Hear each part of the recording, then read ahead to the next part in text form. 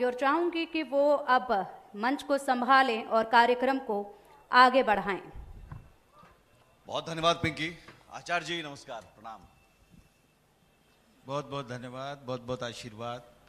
आज सुबह से महाकुंभ में जो मैं देख रहा हूं, सबसे पहले तो मैं कहूं कि मैं खुद महसूस कर रहा हूं उस ऊर्जा का, जो दैवीय ऊर्जा कही जाती है। और प्रयागराज की धरती पर जब आप कदम रखते हैं तो वो अपने आप में आपके शरीर में, आपके जहन में, आपके दिल दिमाग में वो संचार करने लगता है। लेकिन इसके पीछे वो क्या रहस्य है? ये जो कुंभ मेला है, इसके लिए अनेक प्रश्न हैं लोगों के मन में और अनेक बातें हैं, परंतु मैं एक बात आप लोगों को जो इसका सार तत्व है वो बता देता हूं। जब जब संसार में एनर्जी का प्रतिपादन हुआ है, जब जब संसार में कोई शक्ति का प्रतिपादन हुआ है, जब जब संसार में कोई नई ऊर्जा, नई तकनीकी, नया प्रवाह, नई बात का जब संचार हुआ है तो वो सिर्फ एक बात से ही हुआ है, और वो बात है संगम। जब अनेक लोगों के भावनाएं, अनेक लोगों की कामनाएं, अनेक लोगों का आगमन जिस स्थान पे भी होता है वो स्थान स्वर्ग के समान हो जाता है, और कहते हैं कि वहां पग रखने से संसार में जीवन से मुक्ति हो जाती है। तो यही सब कारण है कि जब इतने लोग, इतनी कामनाएं, इतनी भावनाओं से जब यहां आते हैं, शास्त्रोक्त महत्व तो इस कुंभ का है ही, परंतु हर मानव में उसी का रूप समाया है।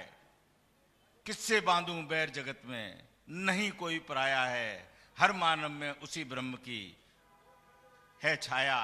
तो हर मानव में वो परमात्मा है और वो आत्मा के रूप में मानव से जुड़ा हुआ है। इसलिए जहां आत्मा है वहीं परमात्मा है, और आदि काल से जिस स्थान पर अनेक आत्माएं अनेक कामनाओं लेकर आ रही हों, अनेक मंत्रों के द्वारा वहां सिद्धियां हो रही हों, अनेक हवन हो रहे हों, पूजन हो रहे हों, तो वो स्थान फिर किसी स्वर्ग से कम नहीं हो जाता। इसलिए स्वर्ग में जाने के बाद आत्मा जो है आनंदित हो जाती है, और उसी आनंदित आत्मा को आप एनर्जी कहते हैं। तो ये एनर्जी, आपने जिस तरह से सनातन के बारे में बताया, सनातन के बारे में मुझे लगता है कि सनातन को किसी एक शब्द, किसी एक जगह पर आप बांध कर नहीं देख सकते हैं। ये अनंत है। बिल्कुल ठीक है। तो हमारा सत्र का नाम भी है काशी, मथुरा और आगे। तो काशी, मथुरा और आगे, तो आगे अब क्या? अयोध्या, फिर काशी, फिर मथुरा, फिर हम संभल की तरफ देखने लगते हैं तो तमाम उन मंदिरों की फिर खुदाई की बात आती है। फिर वहाँ देखिए कि साहब उज्जैन में भी बात छिड़ी, अजमेर में भी बात छिड़ी। तो हम क्या अपने सनातन को खोजने के लिए कहां तक हम जाएं, या ढूंढने की जरूरत है? आपके प्रश्न का आपको बहुत साधुवाद देता हूं जी। बहुत अच्छा प्रश्न है। हम अगर पड़ोस में, हमको हमारे पिताजी ने अगर हमारी कोई जमीन पूर्वजों ने खरीदी हो और वो जमीन किसी कारणवश हमारे परिवार के पास उसके दस्तावेज भी हों, और वो दस्तावेज मालूम पड़ा लॉकर में रख दिए, और उस परिवार में कोई दुर्घटना हो गई और बड़े लोग चले गए और उस परिवार में बचा एक बच्चा, परंतु जब बच्चा बड़ा होता है, और बच्चा जब बड़ा होता है और उसे किसी कारण से फिर बैंक वाले आते हैं कि आपके पिताजी का एक लॉकर था, जब बच्चा उस लॉकर को खोलता है तो उसमें अनेक डॉक्यूमेंट देखता है वो, और जब वो डॉक्यूमेंट देखता है तो उसको एक कागज मिलता है। उस कागज में लिखा होता है कि ये पड़ोस वाली भूमि आपकी है। फिर वो कोर्ट जाता है, कलेक्टर कार्यालय जाता है, और भले ही 50 साल से उस जगह कोई व्यक्ति दूसरा रह रहा हो, परंतु वो वहां जाके ये दावा लगाता है कि ये भूमि हमारी है। तो ये आर्यावर्त है जहां आप बैठे हैं, और ये आर्यावर्त आर्यों का था, और आर्य की जो सभ्यता थी वो सनातन थी। इसलिए ये काशी, मथुरा, अयोध्या, संबल, उज्जैन, अजमेर ये कुछ नहीं है। ईरान से लेके और अफगानिस्तान तक, अफगानिस्तान में जो कंधार है वहां की गंधारी थी। तो हमारे जिसका हमारे महाभारत में उल्लेख है, तो मैं समझता हूं कि आप लोग जो नाम ले रहे हैं वो बहुत कम हैं। अभी तो हमको मालूम पड़ गया है कि हमारी रजिस्ट्रियां कहाँ रखी हुई हैं। तो क्या जरूरत है इस बात की कि हम अब उन जमीन को खोदना शुरू करें? क्योंकि हाल ही में संघ प्रमुख मोहन भागवत जी का भी बयान आया था और उससे भी कई साधु संत अलग राय रखते हैं। उन्होंने कहा था कि क्या जरूरत है, अब हो गया, अयोध्या, काशी, मथुरा ठीक है, इससे आगे। देखिए, पहले तो मैं नाम जान लूं, क्या नाम? सुमित। सुमित, जरूरी नहीं है कि आप 3 रोटी खाते हैं तो मैं भी 3 रोटी खाऊं। आपका अपना शरीर है, आपका अपना विचार है और आपका अपना मस्तिष्क है। जिसको भगवान एक गति देता है उससे आप चलते हैं। ऐसे ही आदरणीय भागवत जी हिंदुत्व के प्रति सदैव चिंतित हैं और मैं पिछले 50 वर्षों से उनको व्यक्तिगत जानता हूं और मैं कहीं सुनी बातों पर विश्वास नहीं करता। मेरे ख्याल से तो वो रात में जब सोते भी होंगे तब भी उनकी सांसों में हिंदू राष्ट्र की कामना चलती होगी। तो अब आप लोगों ने किस स्वरूप में सुना, उन्होंने किस स्वरूप में कहा, ये तो मुझे मालूम नहीं है, पर मैं ये जानता हूं और मैं दावे के साथ कह सकता हूं, क्योंकि मैं पिछले 50 वर्षों से मैं आदरणीय रज्जू भैया के साथ रहा। अनेक जो हिंदुत्व के इस देश में जितने भी मूवमेंट हुए, जितने भी कार्य हुए, सब में मेरी सक्रिय सहभागिता रही। तो आदरणीय भागवत जी की जो बात है, मैं एक बात जरूर दावे से कह सकता हूं कि वो सपने में जब रात्रि में सोते हैं तो उनकी सांस जो चलती है उसमें भी हिंदू राष्ट्र का निर्माण है। तो बाकी बातों को मैं समझता हूं कि हिंदू राष्ट्र में क्या सिर्फ हिंदू ही रहें, ये राष्ट्र की परिभाषा है? देखिए, हिंदू राष्ट्र की परिभाषा जो है वो ये है कि जो सबको समान समझे, जो सबका आदर करे। हमारे पूर्वजों ने जो आक्रांता आए थे, आप इतिहास को उठाकर देखें, जो भी हमारा इतिहास है उसमें एक बात लिखी होगी कि अकबर आया, अकबर से पहले उसका बाप हुमायूं आया, हुमायूं से पहले उसका बाप बाबर आया, और बाबर आया और बाबर के बारे में बाबरनामा में लिखा है कि बाबर आया तो उसके सिपाही भूखे मर रहे थे और वो हिंदू कुश की तरफ से उसने आक्रमण किया, माने उसने जो अपना मूवमेंट किया वो, और उसके पास रसद खत्म हो गई, उसके पास उसके सेनापति भूख के कारण मरने लगे। तो हमारे देश का ये स्वभाव है, ये हिंदू का एक स्वभाव है, हिंदू संस्कृति का ये स्वभाव है कि वो अतिथि देवो भव की परंपरा को हमेशा निभाता आया है। तो उस बाबर के उन भूखे सिपाहियों को इस हिंदू कुश के लोगों ने भोजन दिया, परंतु ये गद्दार कौम है, तो गद्दार से कोई अपेक्षा नहीं की जा सकती। नहीं तो जैसा खाए अन्न और वैसा होवे मन। चंद लोगों के कारण क्या सभी को गद्दार हम समझ सकते हैं क्या? देखिए, अब जिनको अपने आप को गद्दार नहीं समझना है वो आके सर्टिफिकेट देवें, खुद के लिए खुद बताएं। हम भी तो बता रहे हैं अपने लिए, ऐसे हम हर एक को कहते हैं। हम तो इस कुंभ में भी बहुत सारे लोग संपर्क में, एक तिथि डिसाइड हो रही है और बहुत सारे लोग अपने घर वापसी करना चाहते हैं, तो उनकी घर वापसी कराएंगे। अगर बेटा नालायक हो जाए, मौलाना बरेलवी चिंतित हैं, वो योगी जी को चिट्ठी लिख रहे हैं कि ये तो अनर्थ हो जाएगा। देखिए, मौलाना बरबीर में कोई अकल ही नहीं है। अकल होती तो वो चिट्ठी लिखते ही नहीं, क्योंकि समझदार व्यक्ति अपने पिताजी की चिंता नहीं कर रहा है और दूसरों के बच्चों की चिंता कर रहा है। तो भाई मौलाना बलवीर अपने बच्चों की चिंता कर ले। अगर उसके बच्चे वाकई उस तथ्य में कोई गहराई होती तो लोग हमको संपर्क नहीं करते और मौलाना बलवीर चिट्ठी नहीं लिखते। कमजोर व्यक्ति चिट्ठी लिखता है, जिसके आचरण में कोई कमी होगी, जिसके संस्कारों में कोई कमी होगी, जिसकी संस्कृति में कोई कमी होगी, या उसका कोई और छोर और ठिकाना नहीं होगा। हमारी सनातन संस्कृति और सभ्यता का आदिकाल से ठिकाना भी है और परिचय भी है। फिर खतरा किस बात का? नहीं, खतरा हमको कहां है? नहीं, कहा जाता है कि हिंदू खतरे में है, सनातन खतरे में है।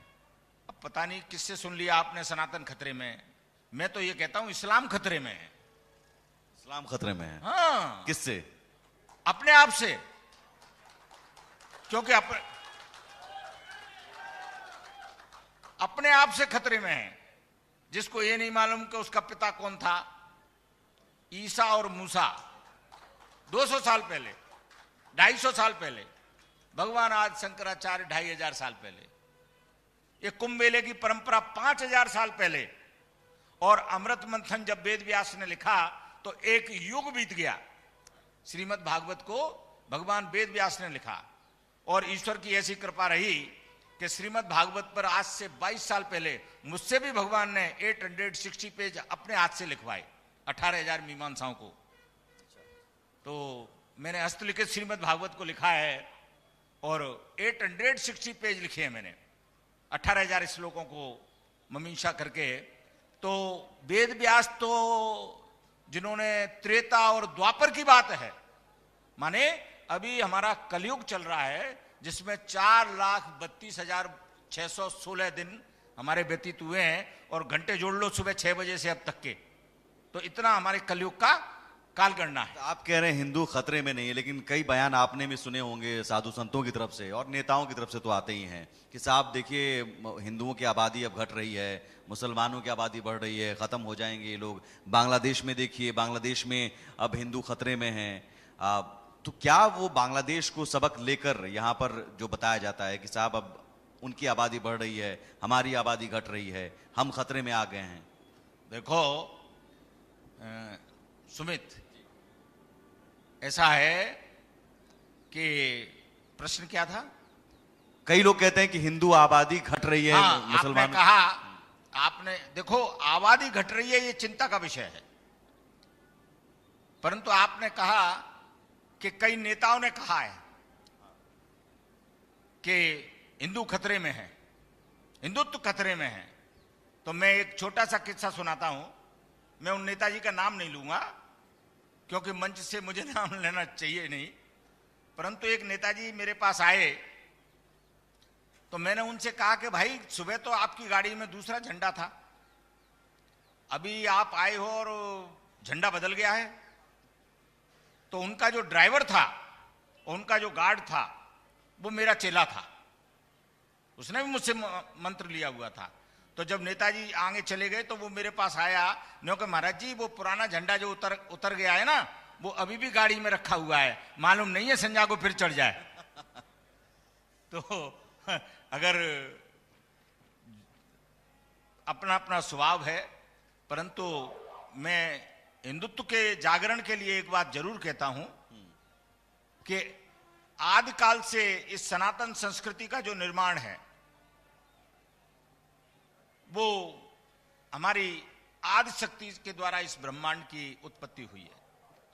और जब जब किसी भी संस्कृति और संस्कार पर कमी आई है, कष्ट हुआ है, आक्रमण हुआ है, तो हमारी माताओं ने उसको बहुत चुनौतीपूर्ण स्वीकार किया है। इसलिए हमारे सनातन धर्म में देवी का स्थान सबसे ऊपर है।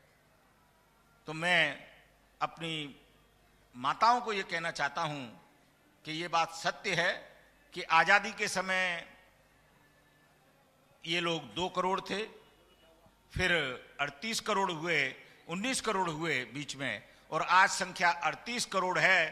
तो अगर हमको इस कुंभ को बचाना है और आगे 100 साल के बाद भी कुंभ लगे, अगर ये हमको ध्यान रखना है तो हमारी माताओं को कम से कम 4 बच्चे पैदा करने पड़ेंगे। आप कह रहे हैं 4 बच्चे पैदा करने के लिए?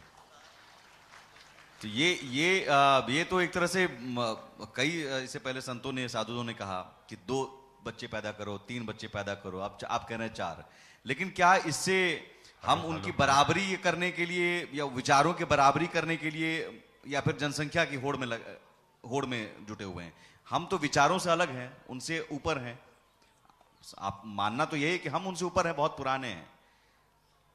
आपने इंडोनेशिया देखा है? इंडोनेशिया में एक छोटी सी जगह है बाली, जहां की रामलीला पूरे विश्व में फेमस है। मैंने भी लंदन में उस रामलीला को टिकट लेकर देखा, क्योंकि मैं राम भक्त हूं। जब कोई मंचन करता है तो मैं समझता हूं कि उसमें कोई जाति और धर्म नहीं होता, सिर्फ भगवान होता है। मैंने उस रामलीला को देखा। इंडोनेशिया एक हिंदू राष्ट्र था, परंतु आज दुर्भाग्य है कि हम वहां अपने विचार और इसी बातों को हम सोचते रहे, और हम पूरे विश्व में जो अधिकार हैं वो वोट से हैं। लोकतंत्र का जो अधिकार मिलता है वो वोट से मिलता है। अगर जिसको वोट मिल गए वो एमएलए बनेगा, एमपी बनेगा, विधानसभा में वो नियम पारित करेंगे, संविधान के तहत लोकसभा में हमारे एमपी नियम पारित करते हैं, और जिसकी मेजॉरिटी होगी वो उस नियम को पारित कर देगा। और उस तरह जिस तरह इंडोनेशिया की संसद ने नियम पारित कर दिया कि इंडोनेशिया को मुस्लिम राष्ट्र घोषित कर दिया जाए, उसी तरह अगर हमारी आबादी कम रही तो हमारे वोट कम हो जाएंगे, और वोट कम हो जाएंगे तो हमारा लोकतंत्र कमजोर हो जाएगा, और हमारे अधिकार उन लोगों पर चले जाएंगे जो इस देश को नष्ट करना चाहते हैं। खाते हैं यहाँ की, बजाते हैं पाकिस्तान की। तो हमको ऐसे लोगों से सावधान रहना है। और हम एक सवाल आ रहा है हमारे वरिष्ठ सहयोगी अजीत जी। महाराज जी, मेरा एक सवाल है। आपने जो अभी बात कही कि 4 बच्चे, तो हिंदुस्तान में इस बात को लेकर कोर्ट ने भी कहा कि अगर ये आप चेते नहीं तो अल्पसंख्यक जो हैं वो बहुसंख्यक हो जाएंगे और बहुसंख्यक अल्पसंख्यक। आप भी उसी लाइन को आगे बढ़ा रहे हैं, तो क्या सनातन को बढ़ाने के लिए 4 बच्चे जरूरी है? आपके परिवार को बढ़ाने के लिए कितने बच्चे जरूरी हैं? 2। किस किस को दोगे आप? अजीत जी, हम तो अपने पास देखो, रखेंगे, इसीलिए तो सवाल आपसे पूछ रहे हैं। हमारा जो 2 एक्स्ट्रा होंगे वो सनातन के लिए? इसीलिए तो मैं आपको कह रहा हूं कि एक 4 बच्चे की मैं बात कह रहा हूं, तो मैं 4 बच्चे की बात भी आपको बता देता हूं। एक बच्चा राष्ट्र के लिए, पहले कहते थे कि एक बच्चा राष्ट्र के लिए, दूसरा बच्चा धर्म के लिए, और एक बच्चा मां के लिए, एक बच्चा बाप के लिए। तो 4 बच्चे की जो परिभाषा है वो मेरी नहीं है, ये शास्त्र की है, शास्त्र सम्मत है। आप तो जो एक बच्चा राष्ट्र का है, एक बच्चा धर्म के लिए है, तो ये एक शस्त्र है, एक शास्त्र है सनातन का? बिल्कुल। अगर धर्म राष्ट्र रहेगा तो धर्म रहेगा, और धर्म रहेगा तो हमारा परिवार रहेगा। नहीं तो हम लोग जो है अपने संस्कृति और संस्कार दोनों को छोड़ देंगे। आचार्य जी, बहुत सारे लोग इससे सहमत नहीं होते हैं। वो कहते हैं कि वैसी कौमें जो शिक्षा के जरिए, विज्ञान के माध्यम से शक्ति अर्जित करती हैं, वो बहुत बड़ी भीड़ पर, बहुत बड़ी आबादी पर बहुत भारी पड़ती हैं। इजराइल में यहूदियों ने बताया कि 1 करोड़ से कम की आबादी पूरे मुस्लिम देशों पर अकेले भारी है।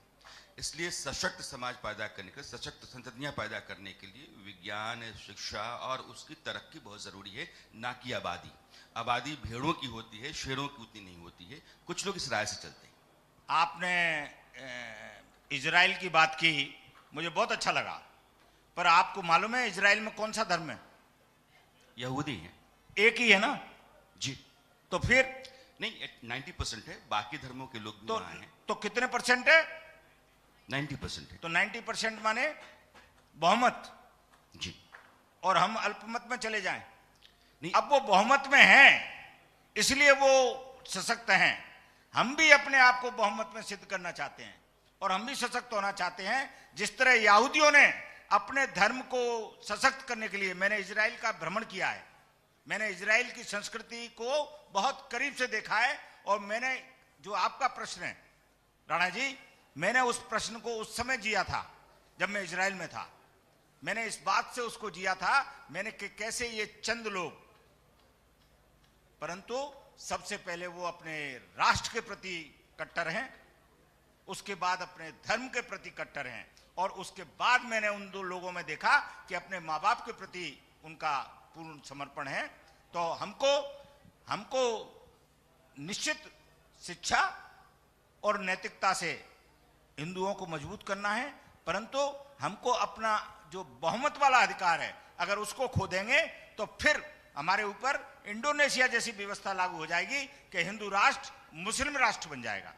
अगला सवाल अमित आर्य जी। हाँ महाराज जी, मैं एक सवाल पूछना चाहता हूं कि हिंदू जो धर्म है ये संप्रदाय नहीं है, ये वे ऑफ लाइफ है, जीने का तरीका हिंदू जो है। और ऐसा क्या है कि इस हिंदू समाज को हर 10 साल बाद 20 साल बाद संतों को, महापुरुषों को, उन सबको जगाना पड़ता है? ऐसी क्या वो है कि जिस समाज के ऊपर हजारों वर्षों से ये सारे झंझावात, आक्रमण, तमाम सारी चीजें हुई हों, जिस समाज ने हजारों वर्षों तक गुलामी देखी हो, वो समाज को बार बार जगाने की आवश्यकता क्यों पड़ती है? ये मेरा आपसे सवाल है। ये समाज जो है ना तो कभी सोया था ना कभी सोया है।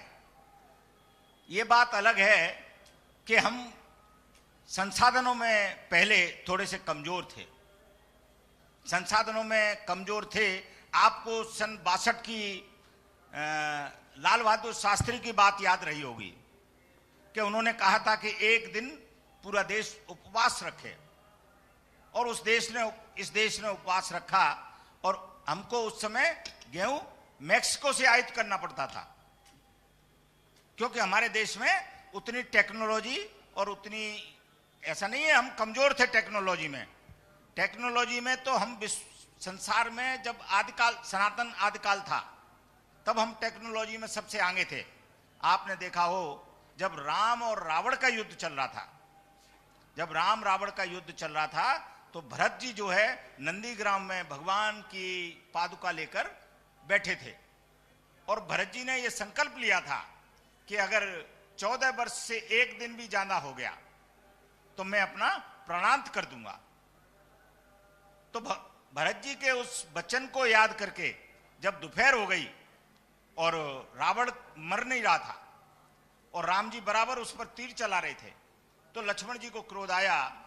उन्होंने कहा कि भैया आप इसको नहीं मार पाएंगे, आप कहें तो मैं रावण का एक तीर में प्राणांत कर देता हूं।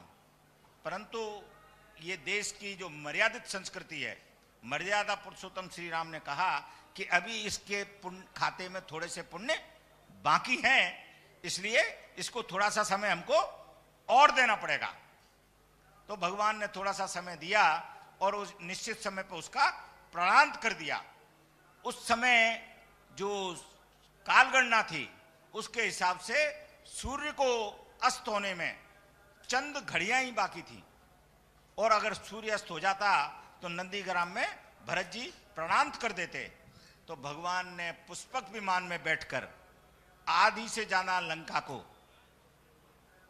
एक पलक झपकने मात्र, निमिष दंड भर, निमिष कहते हैं पलक झपकने मात्र, उस तकनीकी से वो एक पलक झपकने मात्र समय में पुष्पक विमान से 2500 किलोमीटर दूर श्रीलंका से अयोध्या आए। तो हम टेक्नोलॉजी में बहुत जाना थे।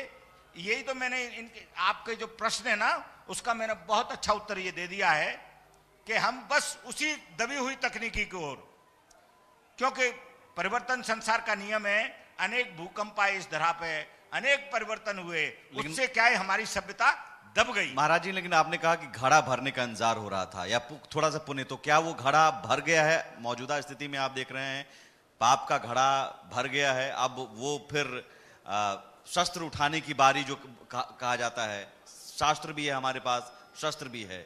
देखो, शस्त्र तो जो है हमेशा शास्त्र से ही कंट्रोल हुआ है। आपने आदिकाल से देखा हो कि अग्निबाण चलाना है तो मंत्र लिया, वायुबाण चलाना है तो मंत्र लिया। आज भी हमको अगर मिसाइल को उड़ाना है तो भी हमको प्रोग्राम कोडिंग करनी पड़ती है।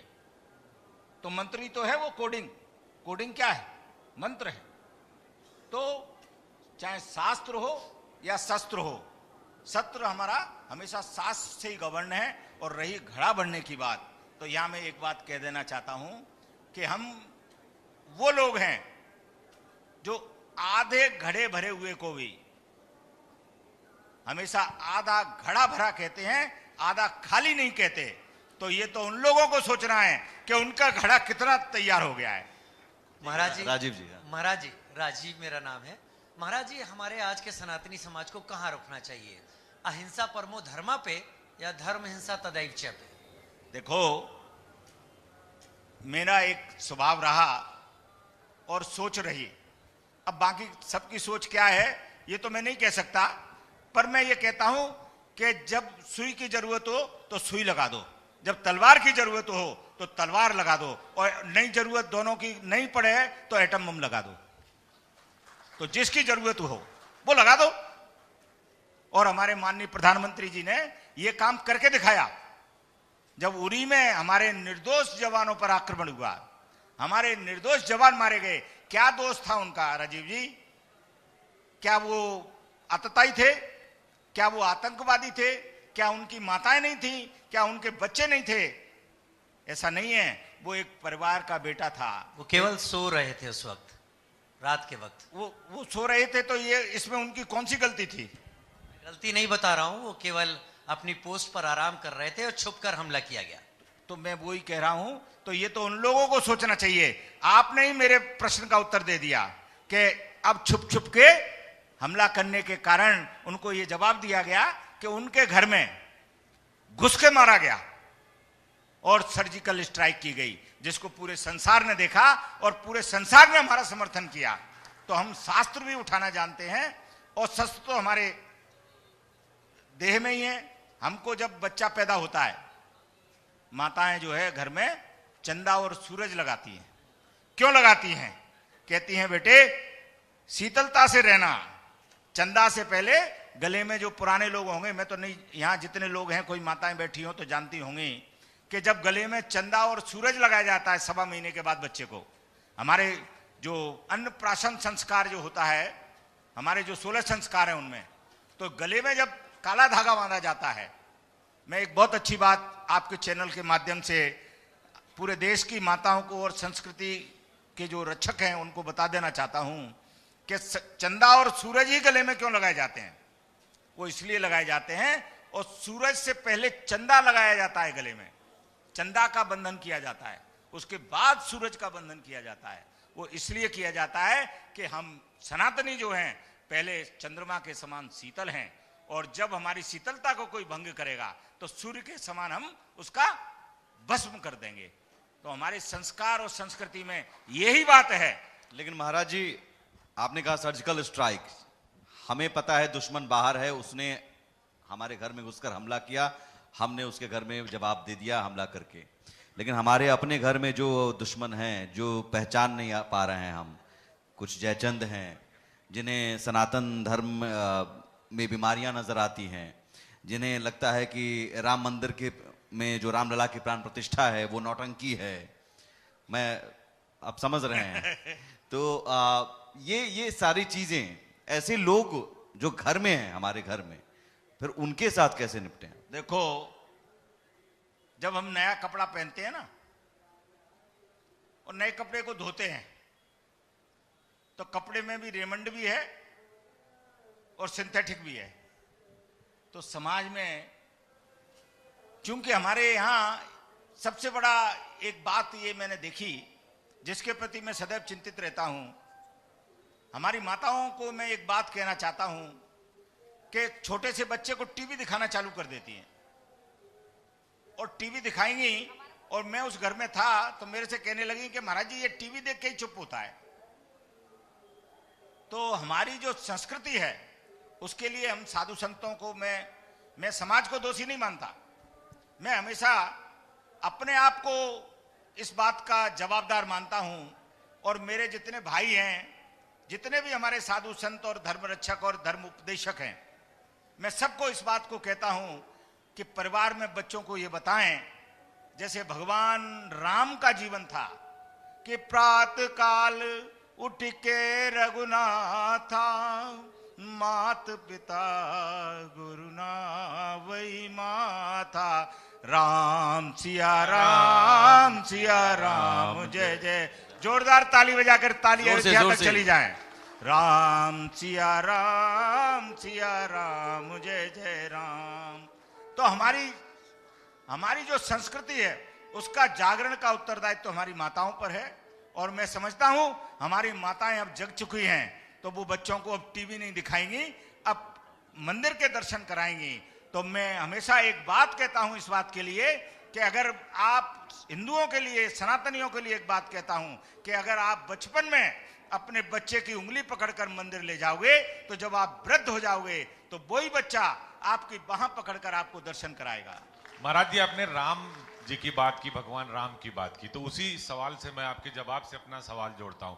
जो लोग रामलला का दर्शन करने नहीं गए, जो लोग जो है काशी विश्वनाथ नहीं गए, वो कह रहे हैं कि हम कुंभ भी नहीं आएंगे और आने से लोगों को रोक भी रहे हैं। जो रामलला का दर्शन नहीं कर रहा है, जो काशी विश्वनाथ का दर्शन नहीं कर रहा है, वो इस देश को अपना मान रहा है? वो इस देश को अपना नहीं मान रहा है। इसलिए मैं कहता हूं कि अगर हिंदुस्तान में रहना है तो वंदे मातरम कहना है। यानी जो बात योगी जी ने कही कि ये देश बाबर और औरंगजेब के आदर्शों से नहीं, ये राम की शिव से चलेगा, उस बात को सनातन और आप सभी संत उस लाइन को आगे बढ़ा रहे हैं। योगी जी को मैं बहुत धन्यवाद देता हूं और मैं तहे दिल से उनका आदर करता हूं। और विगत 25 वर्षों से मैं आदरणीय मुख्यमंत्री जी को व्यक्तिगत जानता हूं। मैंने उनके स्वभाव में देखा हमेशा, और उन्होंने जो संबल के लिए बात कही, जिसका सबसे पहले मेरे द्वारा समर्थन किया गया कि अपनी खाल में रहो नहीं तो खाल उधेड़ दी जाएगी। तो हमारी जमीन को हमको प्राप्त करना है तो हम उसके लिए कोई भीख मांगेंगे? जो हमारा है वो हमारा पहले था और भविष्य में भी रहेगा। हम उसके लिए प्रयत्नशील हैं, क्योंकि हमको जानकारी जैसे जैसे मिलती जा रही है वैसे वैसे हम उसको। लेकिन इसी पर आखिरी सवाल मेरा, दो चीजें हैं इसी महाकुंभ में। अभी इससे पहले आचार्य महामंडलेश्वर भी आए, उन्होंने कहा कि हमारी पेशवाई में भी कई सारे मुसलमान आए, और कुछ संतों का कहना है कि भाई मुसलमानों की एंट्री पर बैन होना चाहिए, वो थूक देते हैं, अशुद्ध कर देते हैं। आप कह रहे हैं काशी मथुरा तो छोड़िए, अब आगे हम ईरान तक जाएंगे, संभल अजमेर ये सब कुछ नहीं है, लेकिन वहीं पर अजमेर हम चादर भी भेजते हैं ख्वाजा के दर पर। तो ये दोनों चीजें, देखो, जो चादर भेजते थे उनकी चद्दर की घड़ी जनता ने कर दी है। जो चद्दर भेजते थे उनकी चद्दर की घड़ी जनता ने कर दी है, और अब वो माँ बेटे और बेटी चादर अभी भी भेजी जा रही है, वो भेज रहे हैं, क्योंकि उनका इस देश से कोई संबंध नहीं है, वो तो इटली वाले हैं। तो कितने दिन चद्दर भेजेंगे? मुझे तो नहीं लगता ज्यादा समय तक भेज पाएंगे। सरकार की ओर से भेजी जा रही है। देखिए, सरकार की नीतियों पर मैं कोई टिप्पणी करना इसलिए नहीं चाहूंगा कि सरकार की नीतियों पर अगर मैंने टिप्पणी की तो मैंने संविधान पर टिप्पणी की, और संविधान सर्वोच्च है, क्योंकि अगर राष्ट्र की इज्जत करना है तो संविधान की इज्जत हमको करना है। तो अगर सरकार कोई गलती कर रही है तो निश्चित हम उसको जागरूक करेंगे, पत्र के माध्यम से एक अभियान चलाएंगे कि आगे चद्दर ना भेजी जाए। चद्दर भेजने की क्या जरूरत है? जिनको ठंड लग रही है मैं तो यही नहीं समझ पाया कि ठंड कितनी लगती है उस जगह को जो बार बार लोग चद्दर भेज रहे हैं। जिसमें ताकत ही नहीं है, अगर जिस जगह में ताकत नहीं है, जिस धर्म में ताकत नहीं है, वो अष्टपुष्ट होकर करेगा क्या?